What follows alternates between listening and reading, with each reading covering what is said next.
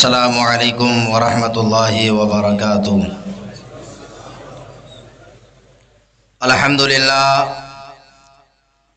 للہ وکفا وسلام علی عبادہ الذین اصطفیٰ، اما بعد فاعوذ باللہ من الشیطان الرجیم، بسم اللہ الرحمن الرحیم۔ قل بفضل اللہ وبرحمتہ فبذلک فلیفرحوا، آمنت باللہ صدق اللہ العظیم وصدق رسولہ النبی الکریم ونحن علی ذلک لمن الشاہدین والشاکرین والحمد للہ رب العالمین۔ ہم اور آپ مل کر انتہائی عقیدت و محبت کے ساتھ درود پاک پیش کر لیں۔ پڑھیے بآواز بلند، اللہم صلی علی سیدنا و مولانا محمد وبارک وسلم صلاۃ و سلاما علیک یا رسول اللہ صلی اللہ تعالی علیہ وسلم۔ اللہ تعالی نے قرآن مقدس میں پہلے پارے میں حضرت آدم علیہ السلام کی میلاد کا ذکر فرمایا، اور سورہ آل عمران اور سورہ مریم میں حضرت عیسیٰ علیہ السلام، حضرت مریم اور حضرت یحییٰ علیہ السلام کی میلاد کا ذکر فرمایا۔ اور اللہ تعالی نے سورہ قصص کی 50 آیتوں میں اور شروع کی 14 آیتوں میں اللہ تعالی نے حضرت موسیٰ علیہ السلام کی میلاد کا ذکر فرمایا قرآن میں۔ تو یہ انبیاء کرام کا میلاد کا ذکر قرآن میں ہونا اس بات پر دلیل ہے کہ میلاد انبیاء پڑھنا، میلاد انبیاء لکھنا اور میلاد انبیاء کو سننا یہ قرآن اور سنت سے ثابت ہے۔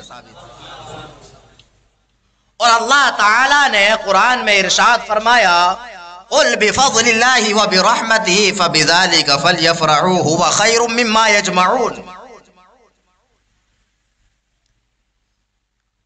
اب اس آیت کے جز پر غور کیا جائے تو اللہ تعالی قادر مطلق ہے، وہ چاہے تو اپنے بندوں سے فرمائے اے میرے بندو فلاں چیز ملنے پر خوشی مناؤ۔ اللہ کا حکم ہے، آپ حکم کو ٹال نہیں سکتے، ماننا ہی پڑے گا۔ اللہ تعالی نے نبی پاک صلی اللہ تعالی علیہ وسلم کی بعثت پر، آپ کی تشریف آوری پر جب اللہ تعالی نے یہ آیت نازل فرمائی تو اس آیت پاک میں اللہ تعالی نے ڈائریکٹ حکم نہیں دیا، بلکہ اس آیت پاک پر اگر غور کیا جائے تو 6 تاکید کے ساتھ خوشی منانے کے لیے ارشاد فرمایا۔ وہ 6 تاکید کیا سن لیجئے۔ اللہ تعالی چاہے جو بھی حکم ہو، چاہے وہ نماز ہو، روزہ ہو، حج ہو، زکوٰۃ ہو یا دوسرے احوال ہو، قرآن اور شریعت جو ملی ہے، چاہے وہ اللہ تعالیٰ نے ڈائریکٹ حکم دیا ہو یا لفظ قل کے ساتھ یا حکایتاً بیان کیا ہو، ہر لفظ جو امت نے سنا ہے وہ زبان مصطفیٰ سے سنا ہے۔ نہیں سمجھے بات؟ مثلا اللہ تعالیٰ فرمائے هو اللہ الذی، وہ اللہ ایک ہے، تو اس کا مطلب بھی یہ ہوتا ہے کہ اللہ تعالیٰ ایک ہے۔ تو یہ کس نے بتایا ہمیں؟ نبی پاک صلی اللہ تعالی علیہ وسلم نے۔ اور ایک ہوتا ہے قل هو اللہ احد، فرمانا تو رسول ہی کو ہے، لیکن اللہ تعالی لفظ قل کے ساتھ ارشاد فرماتا ہے تو اسی طرح سے اس آیت پاک میں اللہ تعالیٰ نے 6 تاکیدوں کو بیان فرمایا، اور 6 تاکید میں سے پہلی تاکید یہ ہے کہ لفظ قل کے ساتھ ارشاد فرمایا اللہ تعالیٰ قادر مطلق ہے، وہ چاہے تو ڈائریکٹ فرما دیتا اے میرے بندو میرے محبوب کی مجیت پر خوشیاں مناؤ، یہ نہیں فرمایا، بلکہ اللہ تعالیٰ نے ارشاد فرمایا قل بفضل اللہ وبرحمتہ، یعنی اے محبوب اس نعمت کا سبب خود آپ ہیں، اس لیے آپ اعلان فرماؤ کہ اے لوگوں میری ولادت پر خوشیاں مناؤ۔ دیکھیے دوسری اس میں کیا ہے تاکید؟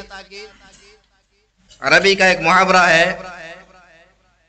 کہ کبھی کبھی فعل سے پہلے اس کا متعلق آتا ہے تو دلیل حصر کا فائدہ دیتا ہے، یا کبھی استفہام کا فائدہ دیتا ہے۔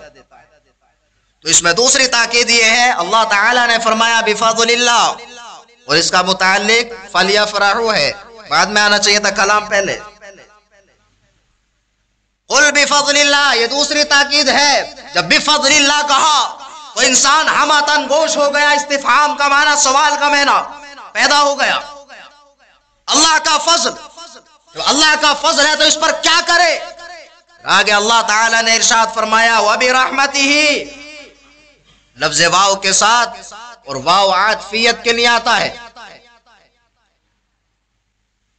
اللہ کا فضل اور اس کی رحمت پر فَلْيَفْرَحُوا آ جانا چاہیے تھا، کلام مکمل ہو جاتا، لیکن اللہ تعالیٰ نے ڈائریکٹ نہیں فرمایا بلکہ ارشاد فرمایا فَبِذَالِكَ، اور ذالکہ لایا گیا، اس پر بھی تاکید کے لیے فا کو بیان کیا گیا۔ یہاں پر علامہ فخر الدین رازی رحمت اللہ تعالی علیہ فرماتے ہیں کہ یہاں پر جو آیا ہے فضل اور رحمت، 2 لفظ ہیں، ایک ہے فضل اور دوسرا ہے رحمت، اور دونوں کے درمیان میں واو ہے، چاہے وہ عربی کا قاعدہ ہو یا کسی دوسری زبان کا۔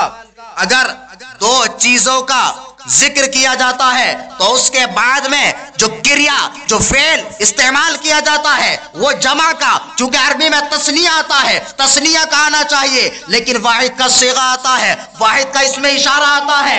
اس کی وجہ کیا ہے؟ تو علامہ فخر الدین رازی رحمت اللہ تعالی علیہ فرماتے ہیں ذالکہ اس لیے فرمایا تاکہ انسان کا ذہن اس طرف گامزن رہے، اور اللہ تعالی نے فبذالکہ اس لیے فرمایا، اشارے میں اس میں اشارہ واحد اس لیے لایا گیا تاکہ انسان جان لے کہ اللہ کا فضل اور اللہ کی رحمت کا جو منبع ہے وہ نبی پاک صلی اللہ تعالی علیہ وسلم کی ذات بابرکت ہے۔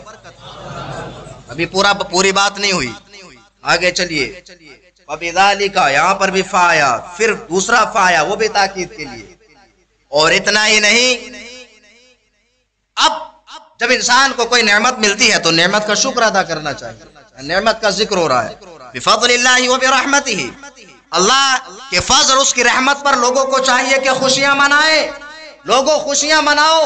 اب یہاں پر چلیے آپ تفسیر کے اندر چلیے، کوئی بھی تفسیر اٹھا کر کے دیکھ لیجئے، میں نے اس آیت پاک کو جتنا تفسیر میں جا کر کے پڑھا ہے قرآن کی کسی آیت کو نہیں پڑھا، دعوے کے ساتھ میں آپ کے سامنے کہہ رہا ہوں، لیکن میں نے اس تفسیر میں چاہے وہ کسی بھی مکتبہ فکر کا ہو، ہر کسی نے یہی کہا ہے بفضل اللہ وبرحمتہ، رحمت سے مراد نبی کریم صلی اللہ تعالی علیہ وسلم کی ذات ہے۔ اور جو لوگ کہتے ہیں کہ میلاد مصطفیٰ کا ثبوت چاہیے تو میں ان سے کہنا چاہتا ہوں میلاد مصطفیٰ کا ثبوت مانگنے والوں، اللہ کے رسول صلی اللہ تعالی علیہ وسلم رحمت ہے یا نہیں؟ اگر کوئی کہے گا کہ رحمت نہیں تو اس انسان کا ایمان چلا جائے گا، اور اگر رحمت مانتا ہے تو اللہ تعالی نے اپنی رحمت پر خوشی منانے کے لیے ارشاد فرمایا۔ جب خوشی منانے کے لیے ارشاد فرمایا تو پتہ چلا کہ اگر کوئی انسان مطلقاً نبی پاک صلی اللہ تعالی علیہ وسلم کی آمد پر خوش نہیں ہوتا ہے تو وہ انسان مسلمان ہو ہی نہیں سکتا ہے۔ میلاد منانا الگ ہے، خوش نہ ہونا الگ ہے، یہ فرق سمجھ لیجیے۔ اس کا مطلب یہ نہیں ہے کہ کوئی انسان مجبوری میں عید میلاد النبی کے جلوس میں نہیں گیا تو وہ کافر ہو جائے، یعنی کیا ہے کہ میلاد کی خوشی نہ منائے بلکہ اس کو غم ہو، مسلمان کیسے ہو سکتا ہے؟ تو نبی پاک صلی اللہ تعالی علیہ وسلم رحمت ہے۔ اللہ تعالیٰ نے فرمایا کہ اللہ کے فضل اور اس کی رحمت پر خوشیاں مناؤ۔ اب یہاں پر اللہ تعالیٰ نے فرمایا فَلْيَفْرَحُوا، اللہ تعالیٰ چاہے تو فرما دیتا فَلْيَسْجُدُوا، فَلْيَعْبُدُوا، فَلْيَنْفَقُوا، اللہ تعالیٰ نے فرمایا فَلْيَفْرَحُوا، خوشیاں مناؤ۔ خوشیاں منانے کے لیے اللہ تعالیٰ نے کیوں ارشاد فرمایا فَلْيَسْجُدُوا؟ جب کوئی نعمت ملتی ہے تو اس کا شکر ادا کرنے کے بہت سارے طریقے ہوتے ہیں، کبھی اللہ کی عبادت کر کے، کبھی سجدہ شکر بجا لا کر کے، اور کبھی صدقہ و خیرات کر کے۔ لیکن اللہ تعالیٰ نے یہ نہیں فرمایا نماز پڑھو، سجدہ کرو یا خیرات کرو، بلکہ اللہ تعالیٰ نے فرمایا فَلْيَفْرَحُوا، اور یہیں پر کلام مکمل نہیں ہوتا ہے، آگے اللہ تعالیٰ نے ارشاد فرمایا هُوَ خَيْرٌ مِّمَّا يَجْمَعُونَ، یہ بہتر ہے اس سے کہ جس کو تم جمع کرتے ہو۔ ابھی بھی بات آپ کے سمجھ میں نہ آئی، مشکل الفاظ ہیں، سمجھیے، علمی بات۔ اللہ تعالیٰ نے اپنے فضل اور اپنی رحمت پر خوشی منانے کا حکم دیا، اور فضل سے مراد قرآن، اور رحمت سے مراد سرکار، اور پھر ارشاد فرمایا خوشی مناؤ، اور خوشی منانے کے بعد میں فرمایا یہ تمہارا خوشی منانا خیر مما یجمعون، جو تم جمع کرتے ہو اس سے بہتر ہے، جو تم جمع کرتے ہو۔ اب جمع کا جو مطلب بھی سمجھنا ضروری ہے، ورنہ سمجھ میں نہیں آئے گا۔ اب دیکھیے اس میں خیر مما یجمعون کا لفظ آیا، اور عربی میں جب ما آتا ہے تو با مطلق کے نہیں آتا ہے۔ جیسے مثال کے طور پر کہا جائے کہ جو کچھ زمین و آسمان میں، تو کیا یہاں پہ میں نے جو کچھ بولا تو مطلب کیا ہوگا؟ زمین آسمان کے اندر جتنی بھی چیزیں، ساری چیز میں نے بیان کی، ساری چیز کو اس میں گھیر لیا۔ تو ما جو لفظ ہوتا ہے عربی میں، اس کا مطلب ہوتا ہے کہ اس میں کسی ایک چیز کو خاص نہیں کیا جاتا، بلکہ ساری چیزیں اس کے اندر داخل ہو جاتی ہیں۔ سمجھ رہے ہیں؟ تو اللہ تعالیٰ نے فرمایا کہ یہ خوشی منانا، یہ تم جو کچھ جمع کرتے ہو اس سے بہتر ہے۔ تو جمع کرنا جو ہے وہ بھی دو طریقے کا ہوتا ہے، سمجھیے بات، شریعت کے اعتبار سے۔ ایک جمع کرنا یہ ہوتا ہے کہ انسان اپنے لیے، مستقبل کے لیے، اپنے بچوں کے لیے، یا اپنے پڑوسی کے لیے، یا صدقہ و خیرات کرنے کے لیے کسی بھی نیت سے انسان مال اور اسباب اور سامان کو جمع کرے، یہ بھی جمع کرنا۔ دنیاوی مال کو جمع کرنا، اور مال جمع کرنا ناجائز و حرام نہیں ہے، ناجائز اور حرام طریقے سے جمع کرنا ناجائز و حرام ہے۔ اور ایک ہوتا ہے کہ انسان مال جمع نہ کرے، بلکہ اپنے بدن کے ذریعے اللہ کی عبادت اور ریاضت کرے، قرآن کی تلاوت کرے، اور جو کچھ اس نے کمایا اس کو صدقہ و خیرات بھی کرے، تو یہ بھی جمع کرنا کہلاتا ہے، یہ آخرت کے لیے جمع کرنا ہوا۔ سمجھ گئے؟ اللہ تعالیٰ نے فرمایا ہوا خیر مما یجمعون، تو یہاں پر جمع کرنا جو کہا گیا ہے وہ آخرت کے لیے جمع کرنا یا دنیا کے لیے جمع کرنا یہ نہیں بتایا گیا، بلکہ مطلقاً کہا گیا جمع کرنا۔ تو مطلب کیا نکلے گا؟ چاہے آپ دنیا کے لیے مال اور دولت جمع کرو یا آخرت کے لیے توشہ آخرت جمع کرو، اس سے بھی زیادہ بہتر ہے کہ اللہ کے فضل اور اس کی رحمت یعنی نبی پاک صلی اللہ تعالی علیہ وسلم کی مجیت پر خوشی منایا جائے۔ اور یہ خوشی منانا انفرادی نہیں ہونا چاہیے، خوشی انسان مناتا ہے، اگر نماز پڑھتا ہے تب بھی خوشدے شکر ادا کر رہا ہے، انسان اگر قربانی کرتا ہے تو اللہ تعالیٰ کا شکر ادا کر رہا ہے، اس کی راہ میں خرچ کر رہا ہے تو اللہ کا شکر ادا کر رہا ہے۔ یہ تمام کی تمام صورتیں اللہ کا شکر ادا کرنے کی ہے، لیکن یہ انفرادی بھی ہوتی ہے، کبھی اجتماعی بھی ہوتی ہے۔ تو اللہ تعالیٰ نے فرمایا کہ ہر کام اپنی جگہ پر ہے، لیکن نبی پاک صلی اللہ تعالی علیہ وسلم کی جب ولادت کی بات آئے، نبی پاک صلی اللہ تعالی علیہ وسلم کی بات آئے، تو یہاں پر تمہارا یہ جمع کرنا اس سے بہتر یہ ہے کہ نبی پاک صلی اللہ تعالی علیہ وسلم کی مجیت پر خوشی منایا جائے۔ اور یہ خوشی منانے سے مراد اجتماعی خوشی ہے کہ آپ خود بھی خوش ہو جاؤ اور آپ کے ساتھ میں آپ کی قوم کے لوگ بھی خوش ہو جائیں۔ اسی کو ہم آج کے دور میں جشن مصطفیٰ کہتے ہیں، نام کچھ بھی دیا جائے۔ اب بات آ گئی تو میں چند جملوں میں بتا دوں، یہ جو ہم عید میلاد النبی مناتے ہیں نیا طریقہ نہیں ہے، وہ زمانے سے چلا آ رہا ہے۔ یہ اندھے ہیں جن کو معلوم ہی نہیں، کوئی کہتا ہے فلاں ٹائم سے شروع ہے، کم سے کم میری نظروں سے جو کتابیں گزری ہیں سینکڑوں کتابیں ہیں، کوئی 600 سال پرانی، کوئی 800 سال، کوئی 900 سال پرانی، میلاد النبی کے نام ہی سے وہ کتابیں لکھی ہوئی ہیں ہمارے علماء کی، چاہے وہ عرب کے ہوں چاہے عجم کے ہوں، بہت ساری کتاب۔ پتہ نہیں یہ کہاں سے پڑھ کے آ گئے انگریزوں کے غلام، یہ آ کر کے مطلب میلاد مصطفیٰ کو ناجائز و حرام کہنے لگے۔ اللہ تعالیٰ نے خوشی منانے کا حکم دیا.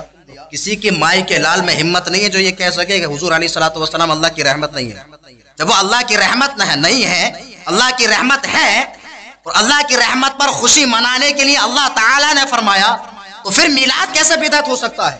اور اللہ تعالیٰ نے قرآن میں ایک ایک انبیاء کرام کی نہیں، بہت سارے انبیاء کرام کی میلاد کا ذکر کیا ہے. بتائیے انبیاء کرام کی میلاد منانا کیسے بدعت ہو سکتا ہے؟ اور یہیں تک بس نہیں، سرکار دو عالم صلی اللہ تعالی علیہ وسلم کی میلاد کا چرچا آپ کی پیدائش سے پہلے بھی ہوتا رہا ہے.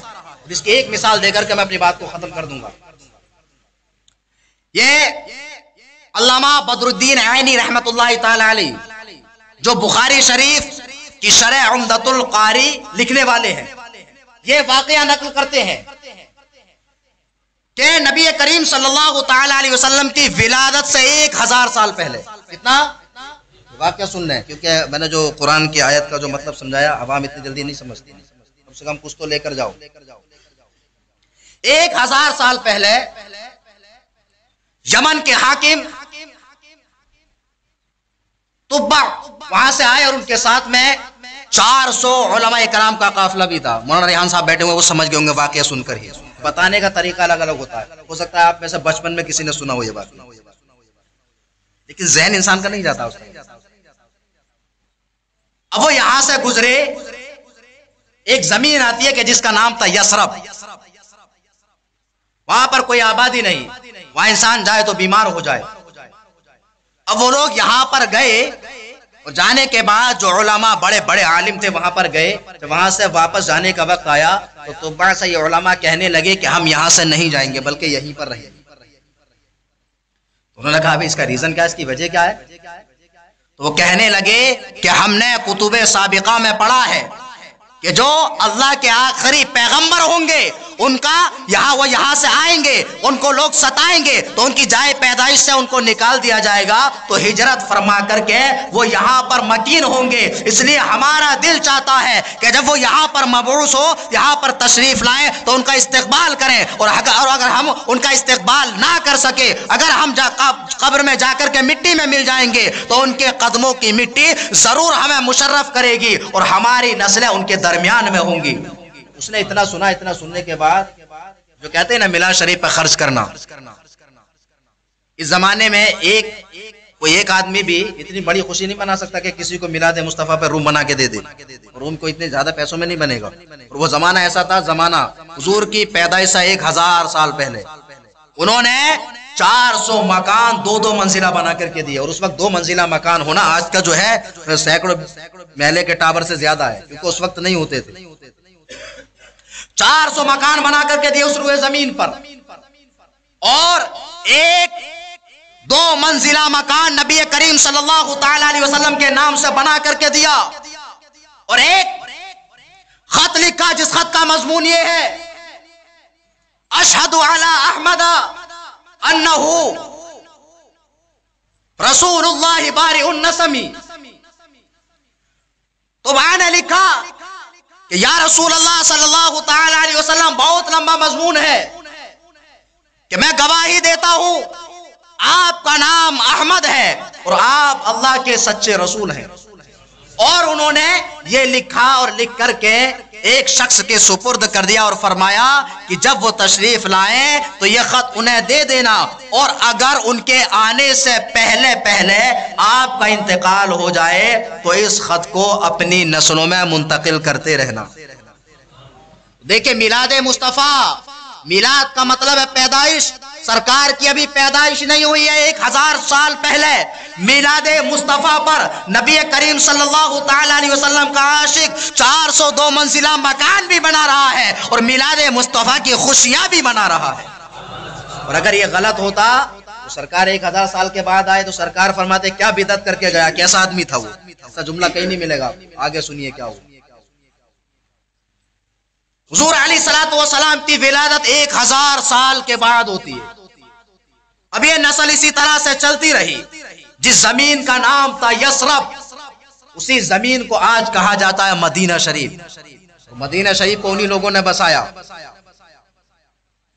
پھر جب سرکار دو عالم صلی اللہ تعالی علیہ وسلم مدینہ شریف میں حاضر ہوتے ہیں حضور علیہ الصلوۃ والسلام کا زوردار استقبال کیا جاتا ہے، آپ کا استقبال کیا گیا۔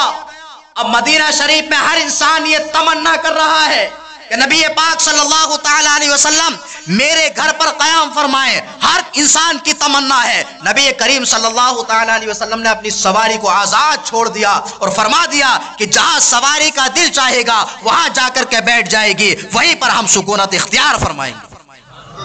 خدا کی مصلحت دیکھیے، نبی ہے یہ نبی۔ آج نبی پاک صلی اللہ تعالی علیہ وسلم کی توہین کرنے والے وہ جان لے، ارے میرے نبی کا مقام اور مرتبہ تو بہت بلند و بالا ہے۔ نبی کی بارگاہ میں جو سواری رہتی ہے، اللہ تعالیٰ نے اس سواری کو بھی اس غیب کا علم عطا فرمایا ہے کہ وہ سواری بھی جانتی ہے کہ 1000 سال پہلے نبی پاک صلی اللہ تعالی علیہ وسلم کا دیوانہ یہاں پر کوئی وصیت نامہ رکھ کر کے گیا ہے۔ سرکار تشریف لائے اور آپ کی اونٹنی حضرت ابو ایوب انصاری رضی اللہ تعالیٰ عنہ کے مکان پر ٹھہرتی ہے۔ کس کے؟ حضرت ابو ایوب انصاری کے۔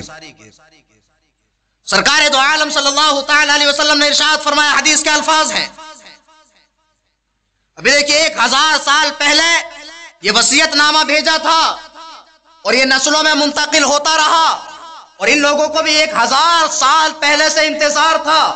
جب سرکار تشریف لائے تو ایک شخص سرکار کے سامنے سے گزرتا ہے، نبی پاک صلی اللہ تعالی علیہ وسلم نے اس سے پہلے اس کو کبھی نہیں دیکھا تھا ظاہری طور پر، اور نہ اس شخص نے کبھی نبی پاک صلی اللہ تعالی علیہ وسلم کو ملاحظہ کیا تھا۔ آپ نے اس کا نام لے کر کے ارشاد فرمایا، یا ابا لیلا این کتابک، اے ابو لیلا ہماری وہ کتاب کہاں ہے، ہمارا وہ خط کہاں ہے جو میرے دیوانے نے میرے نام دیا ہے۔ حضرات محترم، وہ خط سرکار دو عالم صلی اللہ تعالی علیہ وسلم کی بارگاہ میں پیش کیا جاتا ہے۔